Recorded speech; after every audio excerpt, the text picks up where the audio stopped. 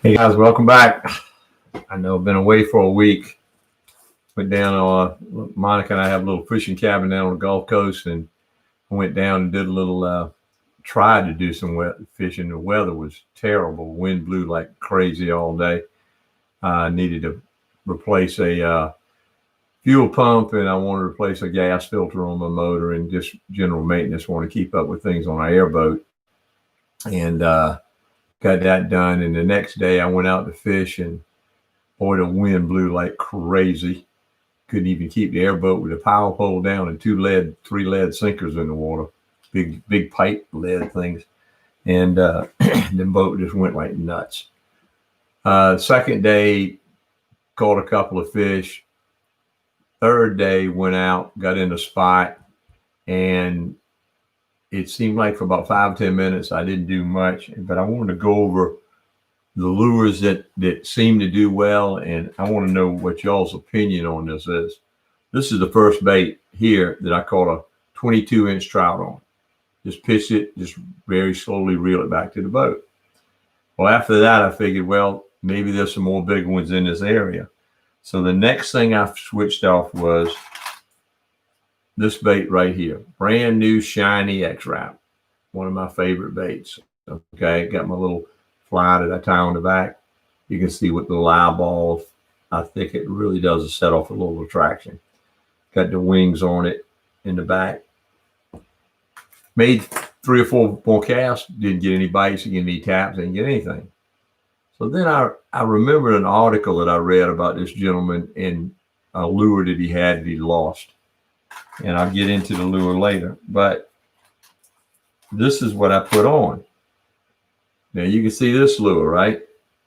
And it's seen its days. I even repainted the chin. You can see where all the paint's off here. And this one is actually not the one I threw.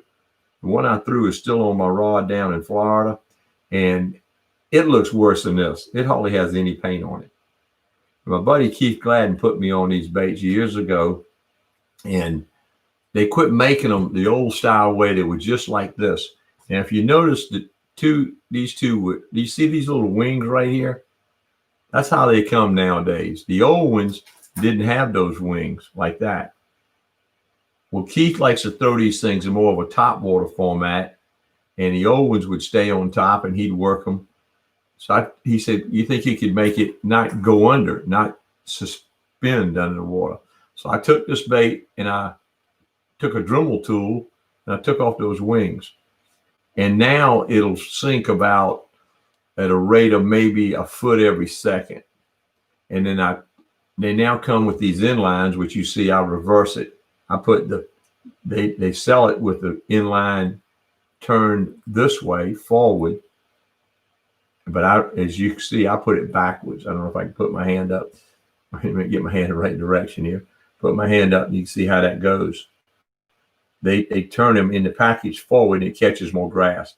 It doesn't in any way hinder the hookup. Actually, I think it's much better. I've taken all the lures that I had with treble hooks on them and changed them. So anyway, I took the brand new shiny X-Wrap off, and I went to one that looked worse than this one, and I put it on. Second cast, I hooked up. Within about 20 minutes, I ended up catching I caught a 19.5-inch trout, 3 22-inch trout, and 1 23.5-inch trout. Released them all. And then later I ended up catching with a different lure. I just wanted to change up the soft mirrored lure here. And when they grab onto that, they don't let go. And then I caught a red on it. And then the rain started and I went on in. I quit, released everything. I'll show a video later on the channel on that. And I told you earlier, I read this article about this gentleman who had an old lure, caught fish on it, and he lost it. Goes to his pickup truck, grabs a brand new one he had on his dashboard, goes to throw it, and it doesn't do well. So he wondered what was the difference between the two lures. They were the same lures, other than one was all beat up and old, and the other one was a brand new shiny one. So he took a Scotch pad and he took the shine off, started throwing it, and he started catching fish.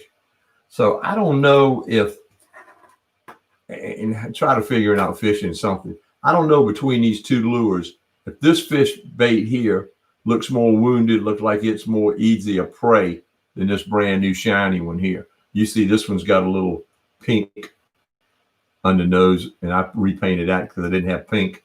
I just put red on it. I don't know if that makes a difference or not, but that's my thing on the shiny versus the dull. And right now, I'm gonna keep throwing that old lure till I lose it, as long as it catches fish. Now, and I want to touch on a few other things here later, but I want to go over this one. This is a cotton cordell. This is a blue top, silver bottom. And my friend Brad Stewart, Brad Dent, rather, excuse me, Brad, he likes to throw the blue shiny one on a shiny day, bright day. Then he goes to the dark gold and dark top and gold bottom on a cloudy day. And that's his favorite. Now, if you see here, I've even taken the trebles off of this. I've taken the front treble off and the two inlines. I don't see any difference at all in the hook ratio being any worse with the inlines. Actually, I think it's better. And I don't think they can throw a treble hook. I think they can throw a treble hook, excuse me, easier than they can these inlines. I know you see a lot of offshore lures, you know, trebles, they're inlines. And I want to go over on the next chance. I want to go over about replacing these hooks with good and bads. I don't know how it's that difficult. How it's that minute, that the weight of these hooks.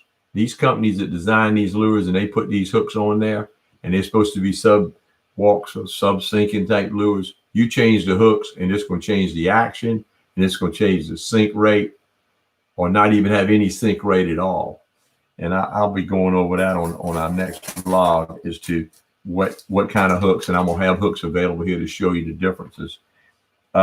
Here is an older one here now. This is an old X-Wrap. I cut the wings off, and it will sink with these hooks. It won't sink because I cut the wings off. If I had the wings left on it, then it would go hit that little bit of difference, and that plastic makes a difference in it falling in a slower rate. And here's one. This is more of a color of the what they call a Catch 2000. Now this is the X-Wrap here though, but that color does well. And I'm going to actually take a Scotch pad and I'm going to dull that finish before I throw it in the darker water. I don't have anything else right now. I want to go over on these lures because I want to pull out some more stuff for tomorrow night. I want to shout out to Bob Gaius. My wife says I pronounce it. It says, I'm 62, living in New York, Long Island. I just had knee replacement surgery. It's going to be a slow recovery. I look forward to your nightly show. Well, I appreciate that, Bob, tuning in. One thing I can suggest, I had rotator cuff surgery years ago. I slipped on a bank and ended up having pins put in my arm. My wife and I were fishing at this place up in Meta, Georgia. And one thing I can recommend, don't miss any of the rehab, especially on the knees. My brother's going in this week to have a hip replacement. And they told him it wasn't as bad as a knee replacement, but I still would do your rehab on a religious basis. My buddy Mike had both of his knees replaced, and that's the one thing he said he didn't miss was his rehab stuff.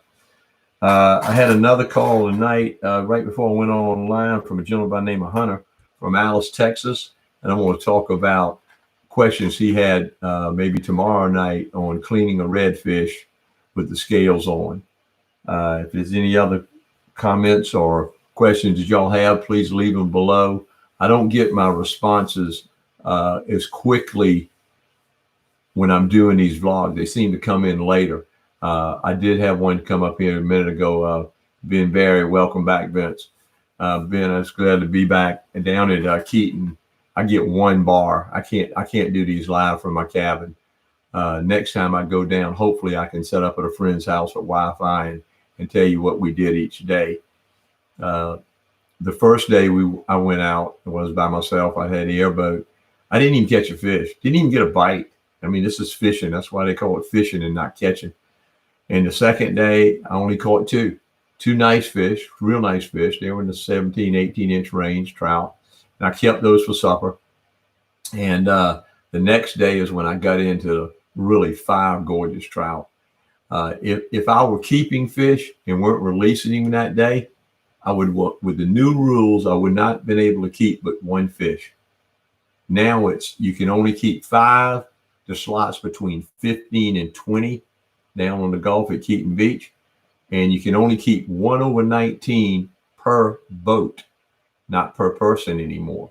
So in that scenario, I wouldn't have been able to keep but 1 fish out of those 5 big old trout I caught.